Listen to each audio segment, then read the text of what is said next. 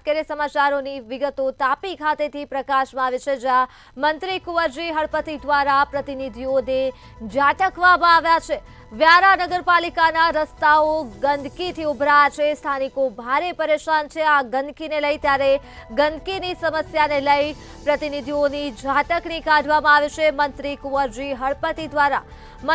કુંવરજી હળપતિ દ્વારા સફાઈની કામગીરી કરવામાં આવી છે। તો વ્યારા નગરપાલિકાના રસ્તાઓ હાલ ગંદકીથી ઉભરાઈ રહ્યા છે, ત્યારે સ્થાનિકો ગંદકીના કારણે ભારે ત્રાહિમામ પોકારી ઉઠ્યા છે, જેના પગલે મંત્રી કુંવરજી હળપતિ સામે આવ્યા છે અને પ્રતિનિધિઓને ઝાટક્યા છે।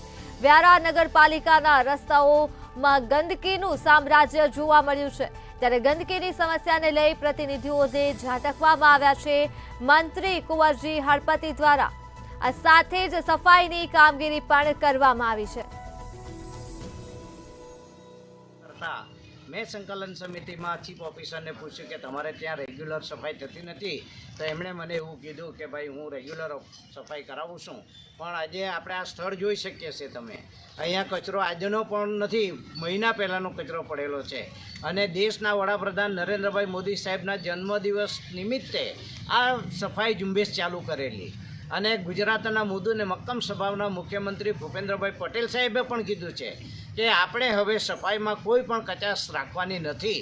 ત્યારે મને આજે શરમની સાથે કહેવું પડે કે વ્યારા નગરપાલિકા તાપી જિલ્લો એ આદિવાસી જિલ્લાઓનો એક શહેર છે, નગરપાલિકા આવેલી છે। આ નગરપાલિકામાં વ્યવસ્થિત સફાઈની કામગીરી થતી નથી, એટલે આજે હું જાતે અહીં સફાઈ કરવા માટે આવ્યો છું।